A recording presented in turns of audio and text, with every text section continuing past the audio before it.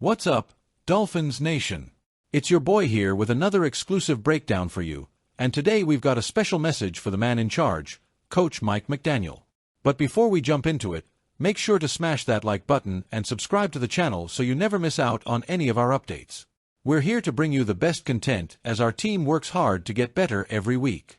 Let's keep pushing forward for those big wins. Now, let's get to it. Coach McDaniel, we all know this season hasn't gone the way any of us expected. I'm sure it's been tough for you too. Your offensive schemes were the talk of the NFL for the last 2 years, and we were all excited to see how you'd evolve things in 2024. But suddenly, things have hit a wall. The offense that once lit up the scoreboard has now scored the fewest points in the league, and we haven't led in regulation time in a single game this season. It's clear that something is off, and I'm not saying anything you don't already know. But as a Dolphins fan, and speaking for a decent chunk of this fan base, I have a simple request. Please, stop trying so hard. It feels like this season has been about proving you can evolve your offensive scheme, and in doing so, it looks like things have gotten too complicated. Even when Tua Tagovailoa was in the lineup before his injury, something seemed off. We've been missing the simplicity and effectiveness of what worked in 2022 and 2023. Where are the crossing routes and slants that allowed Tyreek Hill and Jalen Waddle to thrive? Hill was voted the #1 player in the NFL by his peers this year and was on pace to break the league's receiving record last season. Now, he's sitting at 31st in the league with just 217 yards, trailing guys like Houston's Nico Collins by almost 300 yards. That's a long way from the game-changing Tyreek we know. And Waddle, what happened to him? He feels like just another player right now, instead of the dynamic playmaker we know he can be. Coach, last year you hinted that the next evolution of the offense would involve the tight end position more, and we all got excited.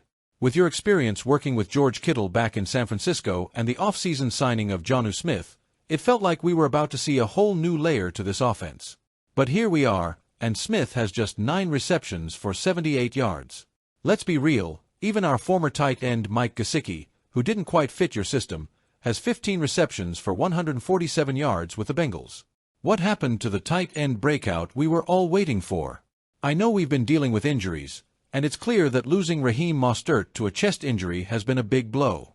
We had high hopes for Devon Achane, and early in the season, it looked like you were setting him up to do big things out of the backfield and in open space.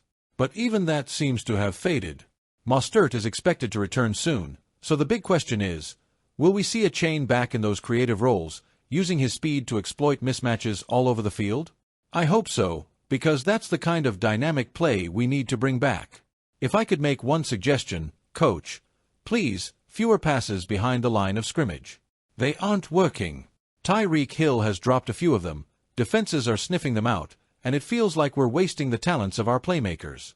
Instead of asking guys like Hill and Waddle to break 4 tackles 2 yards behind the line, let's get back to what worked. Use their speed to create separation downfield, not just to run jet sweeps and screens. Let's bring back those slant routes and crossing patterns that let them catch the ball in stride and turn upfield. Right now, this offense is looking more like the Adam Gase days than the explosive, creative Mike McDaniel system we saw over the last 2 years. We want to see Hill and Waddle running full speed, not waiting for the ball with defenders closing in. Let's give credit where it's due. The defense has been balling out. Despite the offensive struggles, the defense has been keeping us in games longer than we deserve to be. They've forced turnovers, held opponents to manageable scores, and done everything they can to give us a chance. But how do we reward them? With 3-and-outs and short drives that put them right back on the field. We're not giving them enough time to rest, and we're not capitalizing on the momentum they're creating. I won't harp on the penalties too much because I know you're already aware of the pre-snap issues. We've been flagged for too many false starts and procedural penalties, and that's killing drives before they even begin. We need Tua to come back and bring that composure to the offense, but until then, we've got to stop overwhelming guys like Tyler Huntley, who's still learning the system. Let's simplify things, play to our strengths, and stop trying to outsmart ourselves. Coach, this season isn't lost, yet. We've still got time to turn things around, but we've got to act fast. Beating the New England Patriots this Sunday could be the momentum shift we need heading into the bye week. A win would give the fans something positive to take into the break, and we desperately need that spark. I'm not saying we need to abandon innovation, but right now, we need to go back to what works. Let's get aggressive with our play calling, use the middle of the field to open up the deep ball, and let Hill and Waddle do what they do best: make plays in space at full speed. Before we wrap up, I want to touch on the news about Jaelan Phillips. After suffering a knee injury during the Monday night game against the Tennessee Titans, Phillips is now out for the season. As if that wasn't bad enough, the NFL has fined him $16,883 for a roughing the passer call in that same game. Phillips' hit on Will Levis in the first quarter was penalized, and even though the Dolphins managed to get an interception later on, it was a huge moment. This is a tough break for Phillips, who was just coming back from last year's Achilles injury.